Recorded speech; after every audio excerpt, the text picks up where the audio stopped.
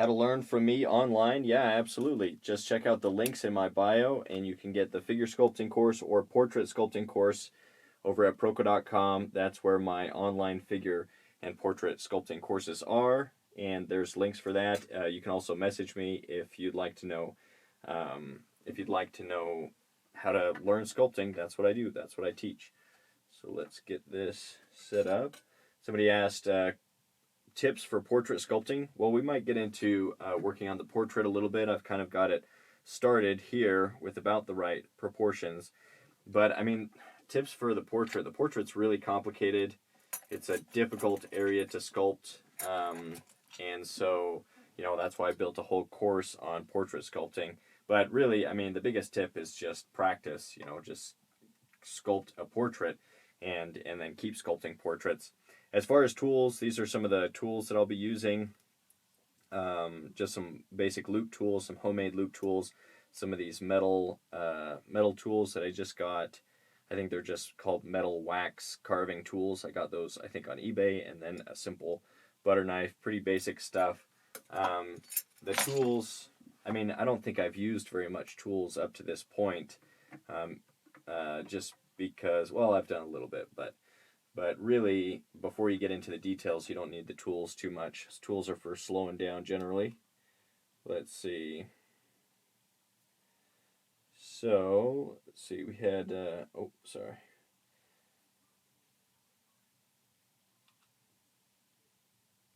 Let's see, so somebody said, what is the first step for a sculpture course? Should a student directly start from portrait? I recommend the figure sculpting course first, usually, because that's kind of a fundamental course that shows you how to build wire armatures and just kind of general sculpting principles and stuff like that. So that's what I remember. That's usually what I recommend doing first. But but if you're really interested in the portrait and you just would prefer to go for the portrait first, I think that is fine if that's what you want to.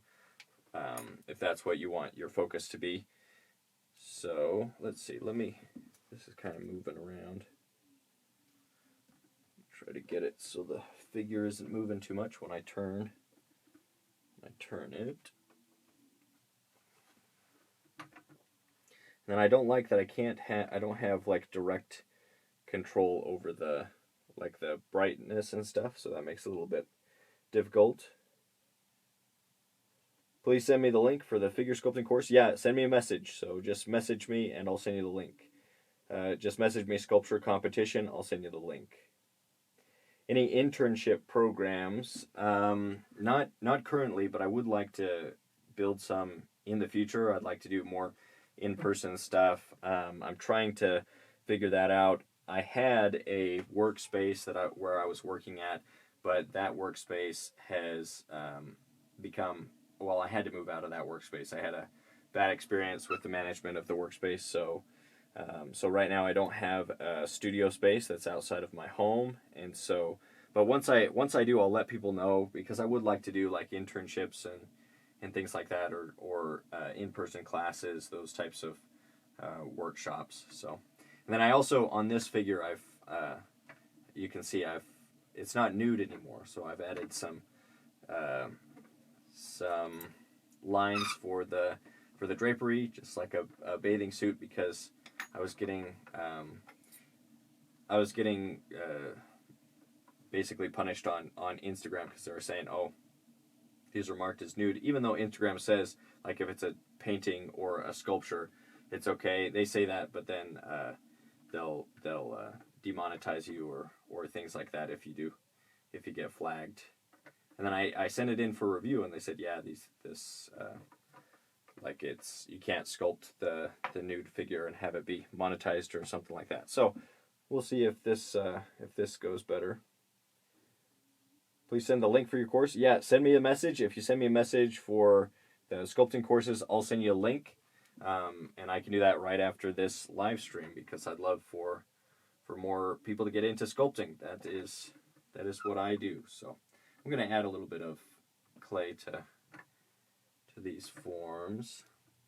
So I changed the pose a little bit so that she's leaning back a little bit more. But I feel like like it's not balancing. So I'm just going to take this post and just kind of put it forward, because I feel like she wasn't centered over top of that back foot because of how I changed the armature. So I'm just going to kind of move this around a little, move this over a little bit more, see if that looks better. And that does feel a little bit better from that angle. And if I miss a question, you might have to ask again. I'll try to make sure I don't miss anything, but sometimes I just miss questions. So because I'm sculpting while and then I have to back up to see the phone. It's beautiful work. Thank you. I appreciate it. Yeah, it's fun. I love working from the figure, the human figure. I think there's nothing more worthwhile to represent artistically than people. I think people are incredible. We're given amazing bodies. The body is amazing, incredible, an incredible creation. And I think, as an artist, I get to kind of celebrate that and say, like, look, isn't this amazing what we've been given with our bodies? And we kind of get to celebrate that. So that's the good thing about being a figurative artist, being able to work with the human form. Somebody said it's beautiful. Thank you. Yeah, so now I'm just going to start coming in with this flat tool. This is one of my favorite tools. I really enjoy this particular tool, and it just kind of has a slightly rounded end, and then this end that's similar but a little bit longer of an end. And I just like the texture that this tool creates as I come at the sculpture from different angles. So this is one of my favorite sculpting tools. This is probably the tool I use the most. That and butter knife are probably the main tools that I have. Let's see. And then I'm trying to step back a little bit away and check things a little bit away from the sculpture, and then kind of make a decision and then come in and change things. I felt like if she's stretching this way, because the actual pose, the original pose, was more straight up and down, and then I chose to kind of twist it and have her bending back and looking back a little bit more. So this isn't the original pose, but when I did that, I felt like that it would kind of flatten this area more because she's stretched back. So I'm just gonna kind of try to take away some of the roundness in this area. I mean, there would be some roundness just because that's the belly area, but I feel like with that stretch, there might be a stretch in here. So I'm just gonna come and give an indication of that stretch right there.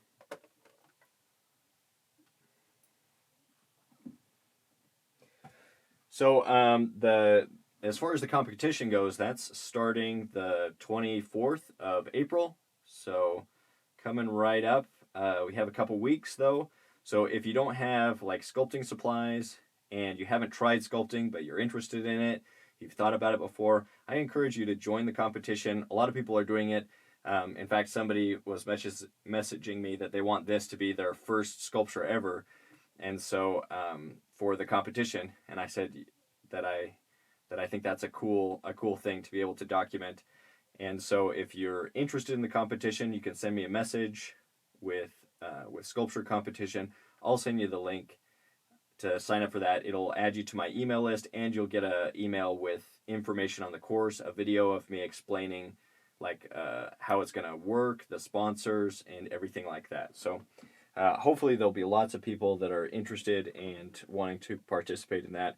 It should be a really fun competition, and I'm really looking forward to it.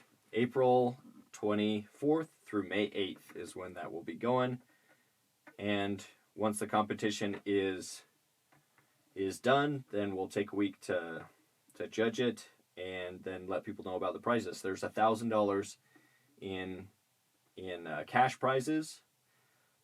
I also just got just got notified that Blick Art Supplies, which is a online store, that they have donated a $100 gift card. So that'll also go to the number one, the first place winner.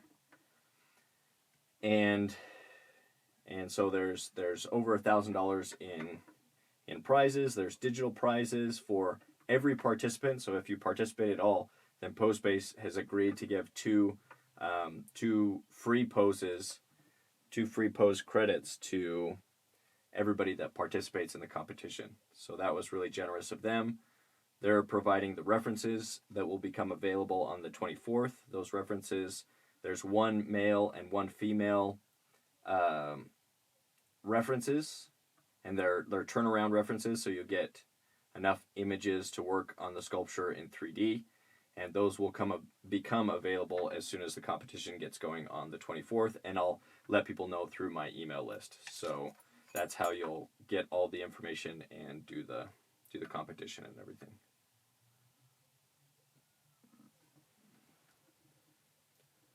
So I'm just kind of going around, seeing what areas I think I want to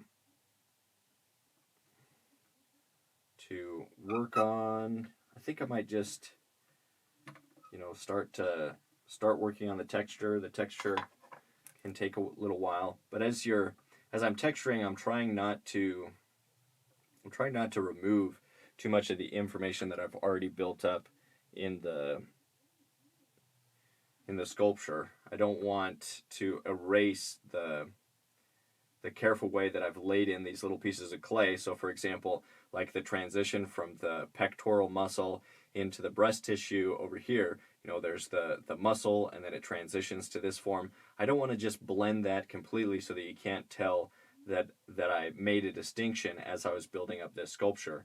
But I do want to have it be soft and feel like a natural transition. And so as I'm kind of working on the transition between these forms, I'll just try to get the texture right and come at the form from several different angles, kind of move around and just smooth things out. Get rid of the unwanted information, like the texture that I don't want, but I want to make sure that I'm saving the information that is valuable, the information of what's happening. This will have it be kind of a flat or kind of a smoother transition in there, and kind of roll the tool over the surface. Let me go back, make sure I didn't miss any questions. I don't think I did, or at least I don't see any. If you guys have questions, feel free to let me know. So I'm excited for that, for the competition. And then if you're interested in the competition or in the courses, the sculpting course, the figure sculpting course, or the portrait sculpting course, send me a message. I'll send you those links, or just go to the links in my bio, and there's links to all of that stuff. My Patreon, my online courses, my online store where I have my ebook, An Artist's X-Ray Vision, and that one goes over like tips for artists that work with the figure. And so I try to make a bunch of stuff that will help people be better at sculpting, or better at representing the figure, because that's what I do. That's what I enjoy. So I'm just going to be working for a little bit. If you guys have questions, let's see. Actually, maybe I'll zoom in a little bit more.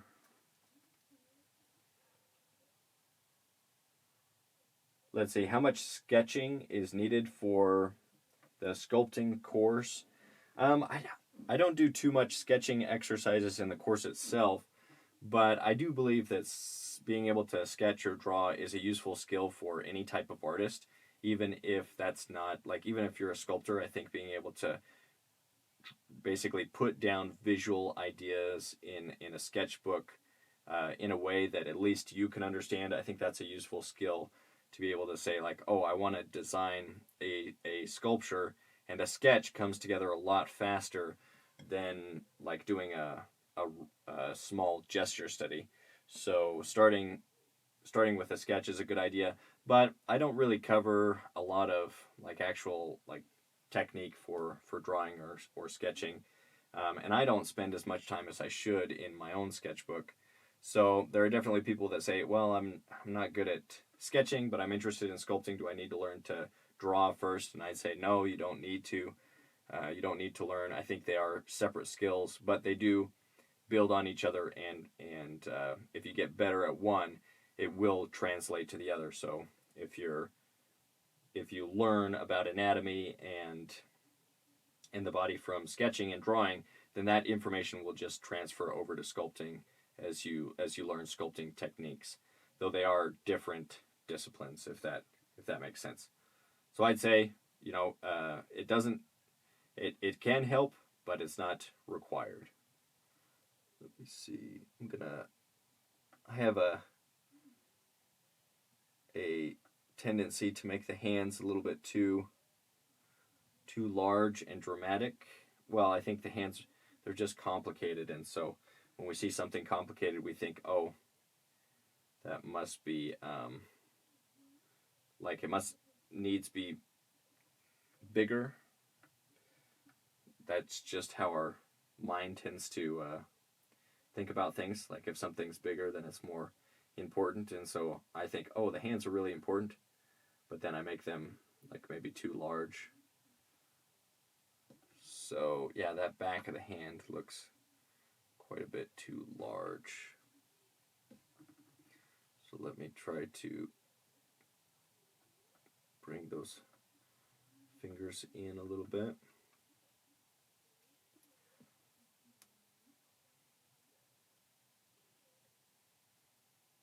And with the hand, I'm just thinking about, simplifying it and plane changes. So let me just draw where I think the tips of the fingers would be.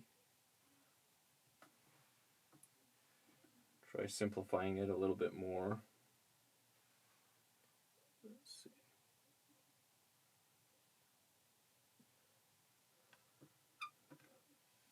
Yeah, I wish I had more control. I don't like how it's getting so blown out just because of the black background. But I don't have a lot of control over the camera features.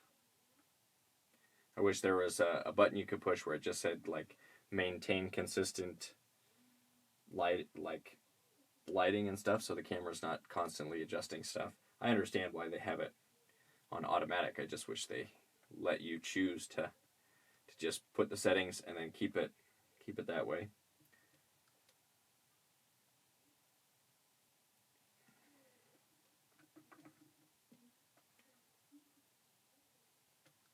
And I'm just taking little pieces of clay and kind of filling in. I feel like this area use a little bit more mass. Some of the forms over here, the figure twisting.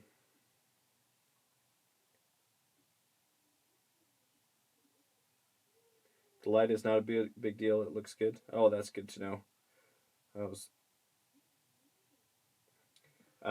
I have a question. Is this plastiline or terracotta? This is plastiline, or an oil-based clay. It's actually just a unbranded, non-drying modeling clay I got from the dollar store. So I got, it comes in a bunch of different colors, and then I took out the darkest colors, like the darkest 4 colors, and then mixed all of the other colors together, and it gave me this nice reddish brown. And I really like it. I like it better than some of the professional clays that are like twice as much per pound. So this is one of the cheapest types of clay that I've been able to get. I need to make some more. I need to go to the dollar store and make some more, but I haven't. And I just melt it in a big like used pot. And so this doesn't dry out. So I can use it and reuse it for multiple projects, and that's what I like, especially since I'm teaching. I like to be able to do that.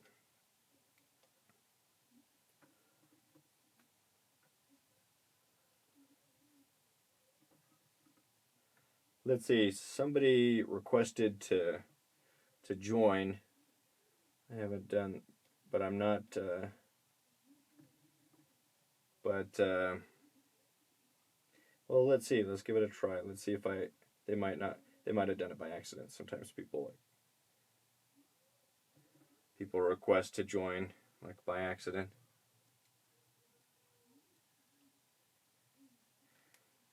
But we'll see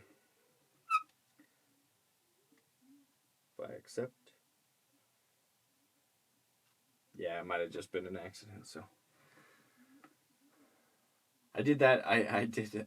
I'm kind of wary of like accepting when people ask to join the live stream, just because I mean, there's a lot of people on Instagram, and I don't know everybody. So, but and one time I accepted one, and then it was with, I think it was somebody that didn't speak English. She spoke Spanish, and I speak Spanish, so it worked. But then like half the people are like, well, what's going on? But there's a lot of, I mean, I see a lot of people that would like me to, like, for example, to do my sculpture courses in their language. And I do think that that's cool that there's so many people from so many different countries and different backgrounds with different languages that are able to all kind of get together on the platform on Instagram and learn from one another and be inspired by the work of other people. I think that's just a cool thing.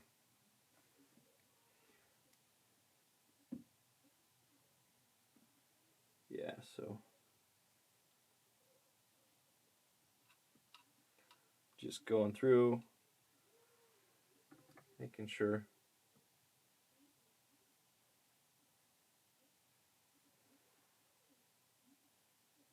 Hi from Australia. The feed asked to request to join, so thanks for accepting. Yeah, yeah,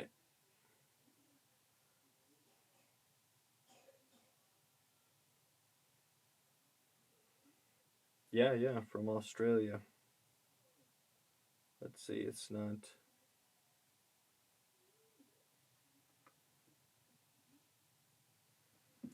Yeah, that's so cool. Technology is amazing that we're able to have so many people from so many different places and backgrounds. Hi from Cuba. Cubano. Cubans. Cubans have an interesting accent. Well, I think it's interesting. It's a fun accent in Spanish.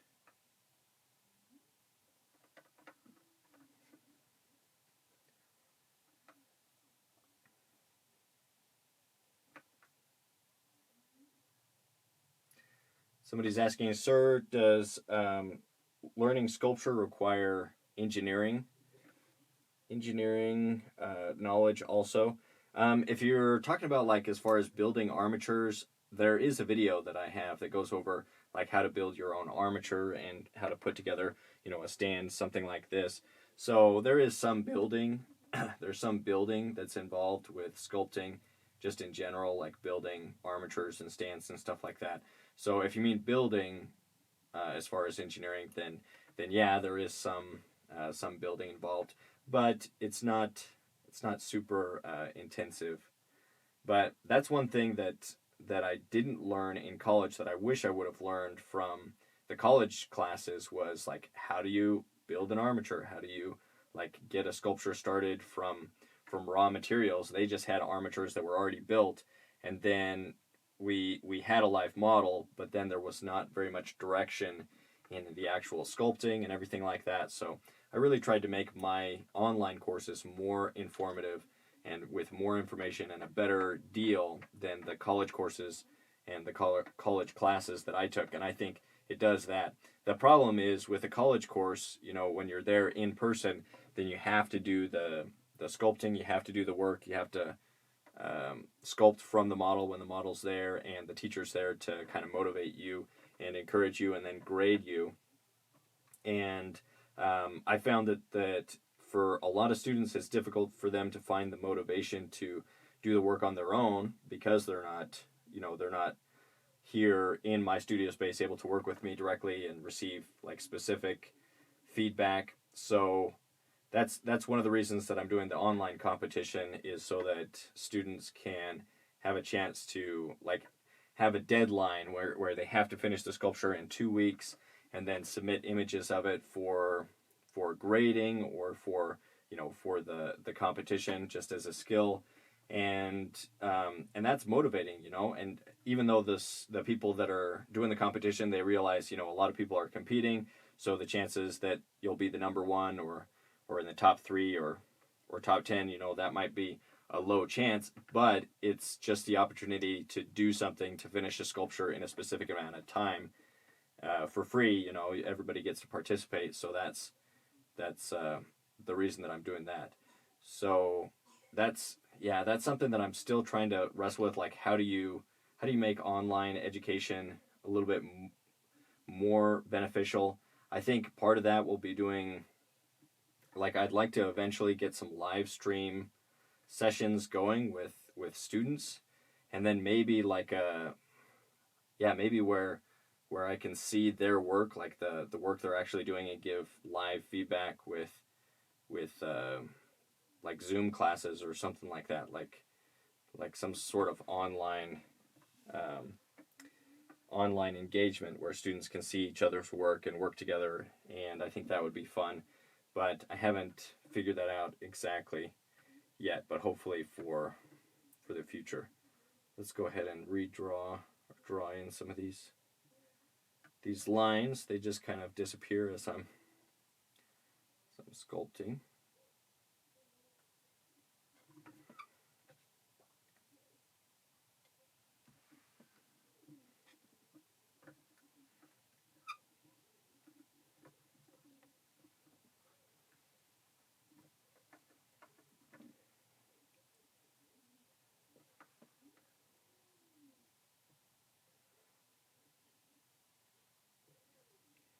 Somebody says, yes, sir, required a much teacher like you. Like, I think saying that they want a teacher like me. Well, I do teach. I teach online. So if you can understand English, right now the courses are just in English. I believe they have them,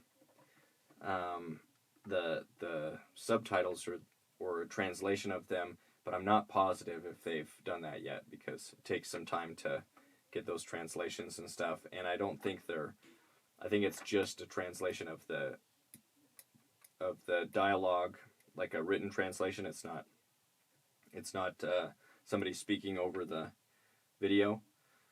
But eventually, I'm hoping that I'll be able to translate the courses into other languages, and that way, no matter who you are, no matter what language you speak or where you are in the world, you can get a pretty good quality course and good information, some of the best information on sculpting that humanity has ever provided.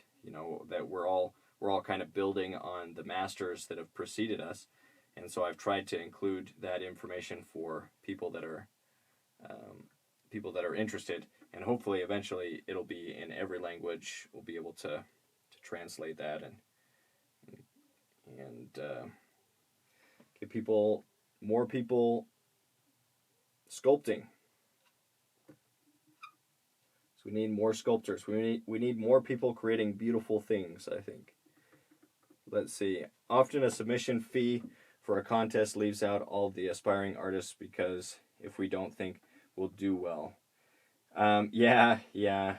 That's true. So there may be some well, what I'm thinking of doing in the future, because I'd like to do more of these, but I think instead of calling it a sculpture competition, I'll just call it a sculpture challenge.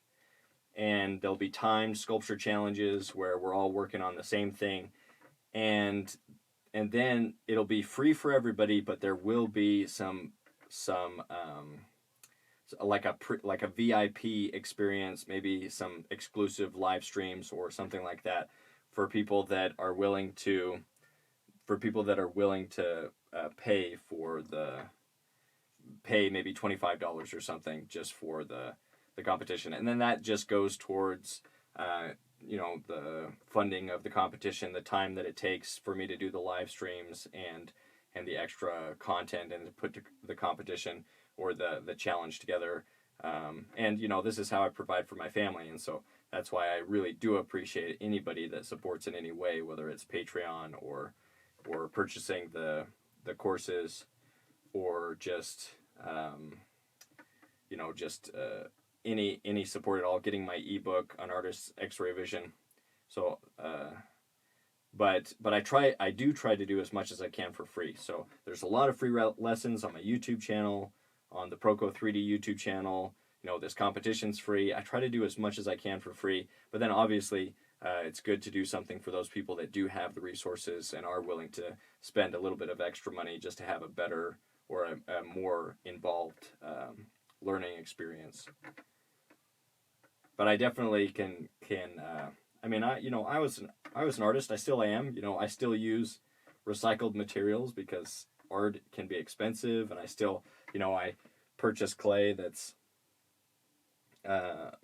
cheap because, you know, I'm fairly cheap as well. Somebody said, "Hi, please save this live." Yeah, I'll save it afterwards, so it'll be available afterwards, for sure. But yeah, I do try to do a lot of stuff for free, but then it's always good to have something to be able to offer those people that do.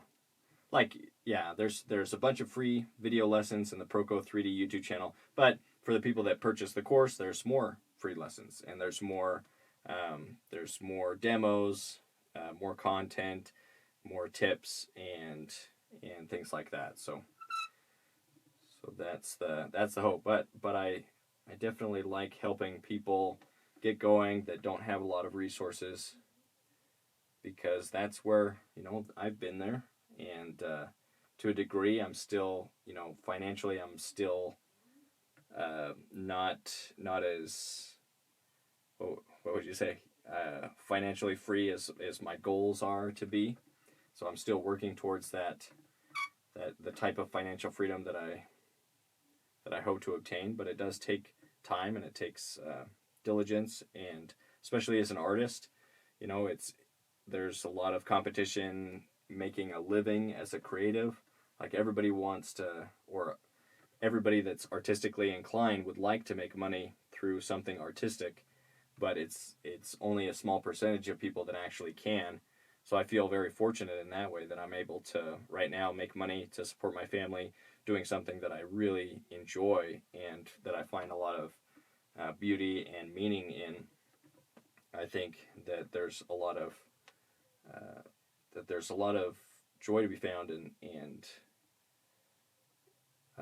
that it's, you know, it's something that's worthwhile. You know, representing people, sculpting people, artistically painting people, drawing people. I think we are worth the effort to create beautiful things. Let's see. How do you feel about hyper-realistic sculpture with skin texture? Personally, I feel it goes too far. I think, you know, it depends on what you're going for, you know, the message that you're trying to convey.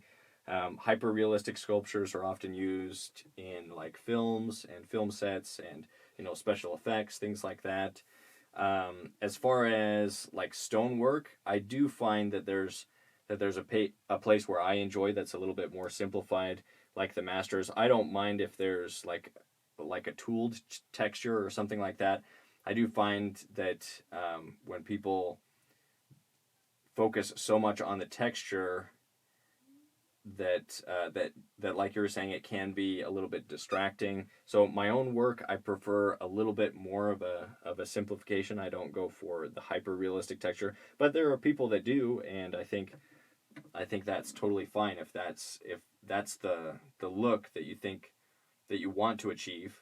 Like sculptors that work on wax sculptures for museums, and they get, like, you know, they do the pores textures and then the hair, and then they paint it, and it looks so lifelike. And, you know, that's that's a skill, and usually those types of sculptures require people that specialize in each stage of that process, whether it's painting or the sculpting process or working with wax or casting. Like there's many people that are involved in that type of hyper realistic work.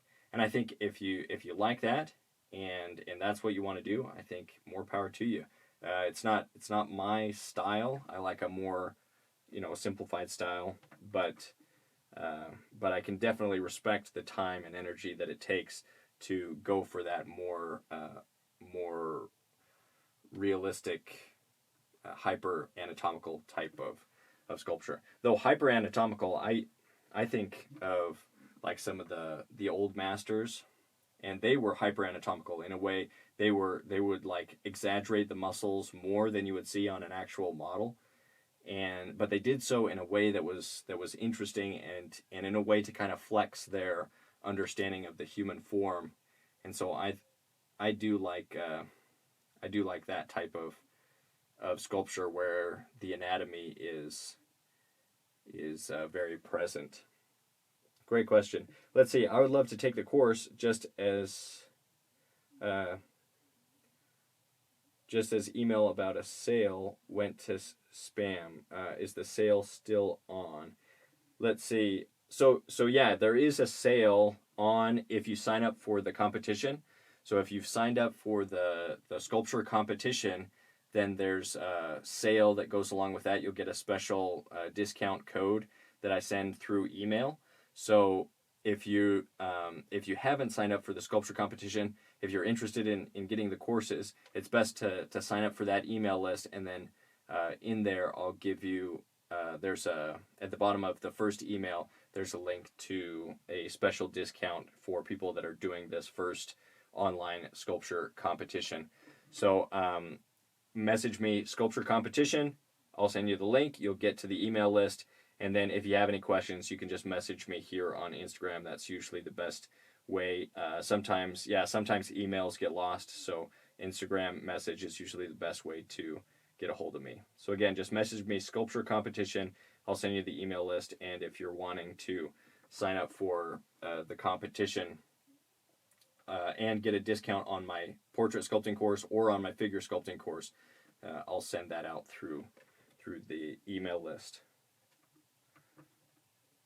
Let's see, the person that was asking about hyper anatomical, they are amazing, but they kind of hit that uncanny valley thing, yeah, it's not the look that I go for. I prefer a more traditional, like a traditional as in, the sculptures of people like Bernini and Michelangelo, where it is anatomical, but it's not to the point where it feels distracting. Let's see. I want some of the forms to... I'm just going to kind of come in and draw what I think should be happening, because I feel like I'm losing some of what's going on here with the stomach. It's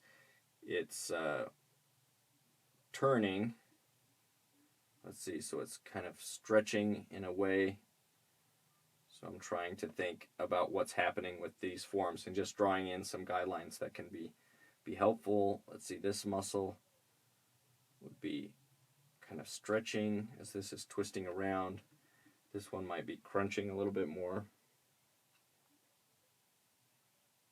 So he says, I love hyperanatomical. Yeah, the works of people like Bernini and Michelangelo, those types of sculptures where you just know that they understood the human form more than almost anyone. Like they just knew what they were doing, and so that's what I like. And for this competition, I'll be judging the competition. So what I'm looking for, I haven't. I'll probably put together an email and maybe even a video of exactly what I'd like to see from the person that wins, but I am looking for that sense of understanding that even if the figure is a little bit more simplified, where it's not like an écorché where you can see every muscle's but that they just kind of understood what was happening underneath the skin, that the structure of the sculpture feels right, and even if they chose to simplify it a little bit or to make it a little bit more complex by adding anatomy, just that they did that in a way that improves the sculpture and makes it more interesting rather than being distracting or in a way that makes it less attractive as a sculpture. Like, for example, if you take a female figure and you abstract it in a way that's more muscular and more anatomical, it can start to look more masculine and less beautiful.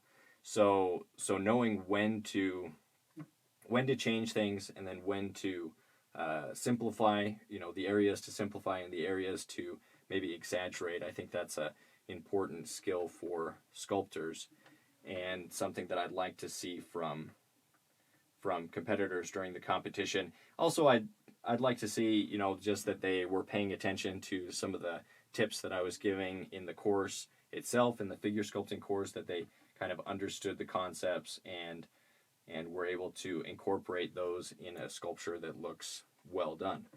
So so that's kind of what I'm looking for. Somebody says, "This is awesome." Well, thank you. I appreciate it. Thanks for holding this live. No problem. I'll try to do more of these if I can. I just, I get distracted with other things. For the portrait sculpting course, I'm not only like doing the lessons and everything, I'm also editing the videos.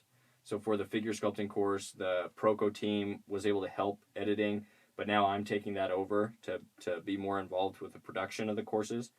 So most of my time is actually spent editing videos on the computer rather than actually sculpting or doing other things, which is fine. I think editing is kind of an artistic skill in and of itself, but it is unfortunate that I have to spend so much time doing it. I'd like to maybe cut that time in half and have some more time sculpting in person. That's why I really hope to get some in-person classes going, or something where I can hire models. Maybe live streams will be a part of that, where I can hire models and do something live where we could sculpt, so that people that aren't in Logan, Utah, or in Cache Valley can still receive some of the benefit of those live modeling sessions. But working from a live model is such a benefit, such a cool experience. This one started from a 3-hour live model session, and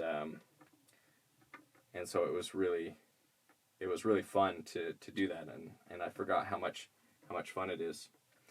Let's see, somebody says, speaking of drawing, do you come from an academic drawing background? Yeah, I've always liked drawing, so I took every drawing course that I could get my hands on when I was in college, and then studied it a lot outside of college. I probably learned more from the Proco drawing courses, the Proco anatomy courses and the Proco figure drawing courses. Those were probably more beneficial than any of the college courses that I took.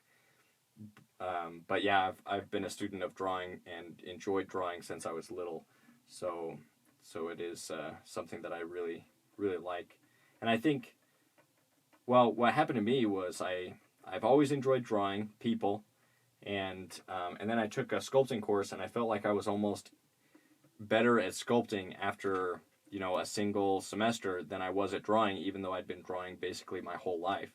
So I just really connected with working in 3D.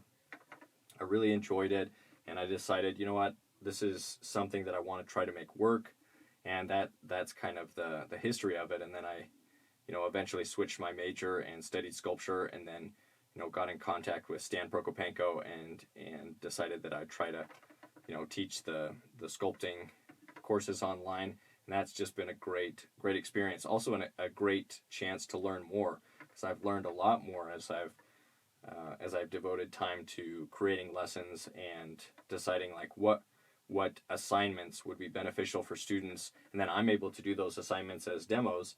And so I've improved a lot as a sculptor by just building those courses. So but yeah, I definitely love drawing, and have loved drawing for ever since I can remember. I've been interested in drawing. I'd like to get back to it, so maybe once I once I finish a couple more sculpting courses, I might get back into drawing. Maybe I'll even do a drawing course. Maybe that won't go on Proco, but just to as a way to motivate myself to go through and to study drawing a little bit more extensively, just because I really enjoy it and I enjoy teaching. I think the best way to learn something is to teach it, and I definitely find that that's true in my own experience. When you're teaching something, you have basically a extra motivation to make sure you know what you're talking about. So I've found teaching to be very beneficial. Please mark the muscles on the back. Oh yeah, we could go over some of the anatomy of the back. Let's do that as I go through. Let me go through and make sure that I didn't miss any. Corradini, yeah, somebody says. Let me make sure I didn't miss any questions. I'm kind of gotten backed up. Let's see. So I'll in a sec I'll come and go over some of the. We'll see if I can't establish some of the anatomy on the back. Let's see.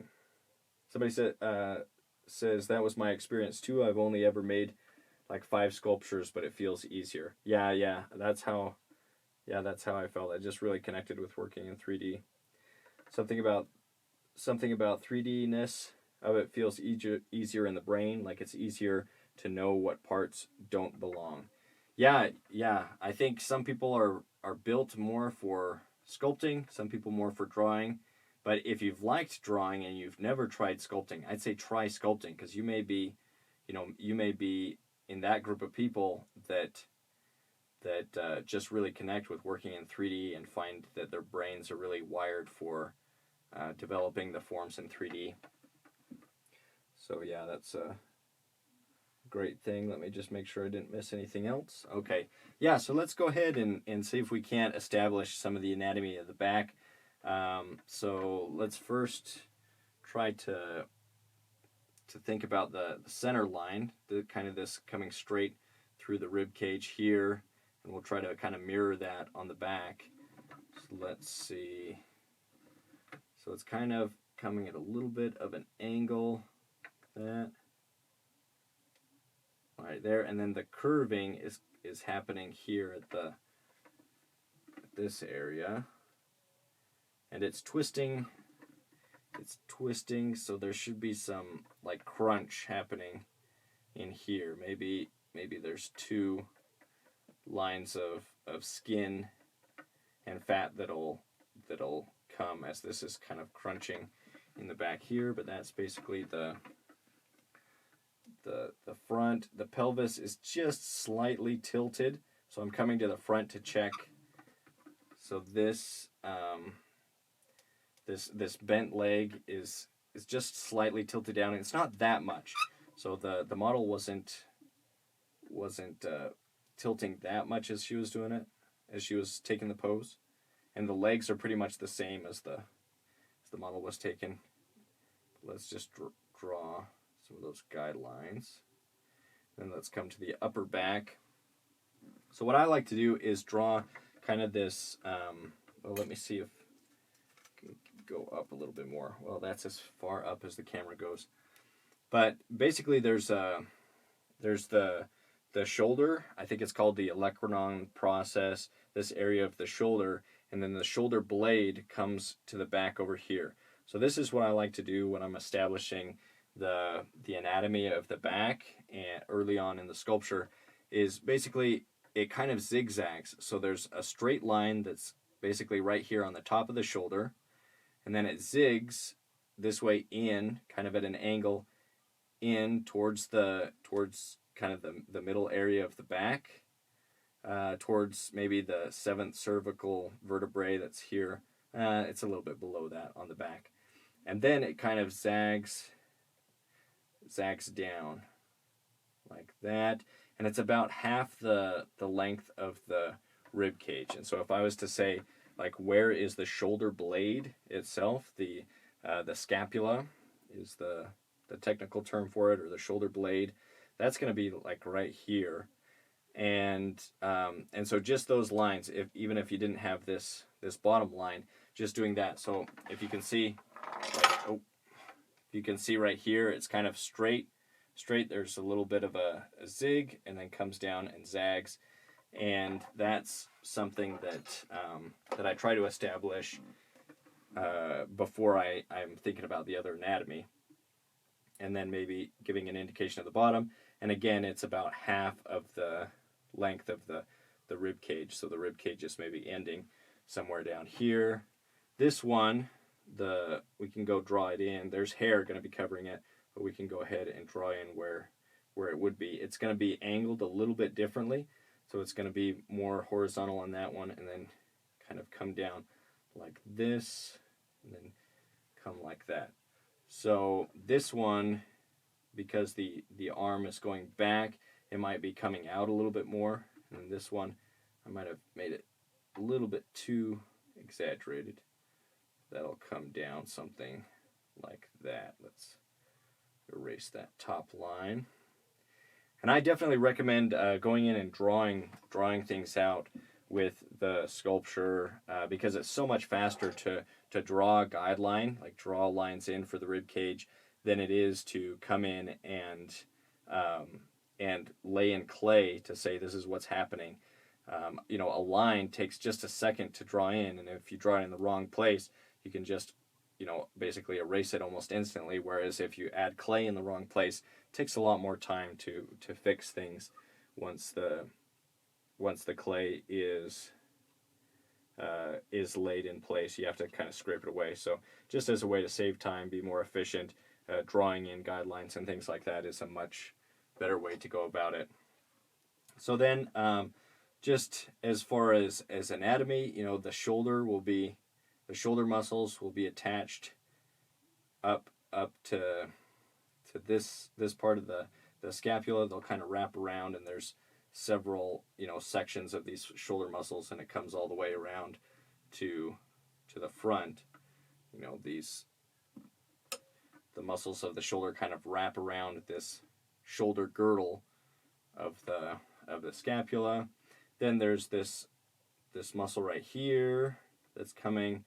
I don't remember the name of it, but it basically is coming in, attaches here, and then goes under the armpit. Then there's the latissimus dorsi, which is kind of this long sheet muscle that comes down here and then attaches down there. You can't see much of the trapezius, the traps that are up here, and on women they're typically thinner, but those traps muscles come in the neck, and then they kind of spread out like a kite. Let me just draw in like that. And so those traps come out and attach to the back there. This muscle will be more scrunched on this side. So this one is kind of a little bit more stretched. This one's going to be more scrunched. And then there's the shoulder itself, which is coming around right there, and then the tricep over here. It is kind of fun to go in and just think about what anatomy you're seeing. There's the elbow, which will have these kind of 3 indentations, which are important points where muscles are attached of the forearm and upper arm. In this one, something interesting. So on here, you can see that the arm is extended down. So these bones are going to be basically in a straight line right there. But as the elbow bends, the olecranon comes down a little bit. So there's this bone on this side, and then the olecranon or the elbow comes down a little bit, making kind of this triangular motion. So that's just something that I heard that on Proco, I believe. I think the Proco anatomy, and then that stuck with me. So things like that you just learn and understand as you go through. Oh, somebody's saying the teres major. Yeah, I think that is it. The teres major. That's this little muscle that you can sometimes see an indication of. Most of these muscles, especially if it's a female, unless it's somebody that's incredibly fit with very low body fat, you won't see these a lot of these muscles, but you might see a form And if you know what the muscles are, then you can be looking for it, and that'll help. Yeah, thank you. I think it is the teres major. Okay, I think I'm gonna wrap up this video. So just as a last thing, if you're interested in the competition, send me a message. Sculpture competition. I'll send you the link. If you're interested in the sculpting courses, you'll get a special discount code for those as the competition is going. That discount code will be available throughout the competition. The competition starts April 24th, and it'll go for 2 weeks. You'll have that time to sculpt the figure. And really appreciate all the support. There's links in my bio if you want to support in any way through Patreon or getting the online courses or getting my ebook, An Artist's X-Ray Vision. Anything like that is greatly appreciated. And I think that's everything. If you have any questions, send me a message. I'd be happy to answer it if I can. And stay productive, stay creative, and I'll hopefully see you guys soon in another live stream. Thank you guys.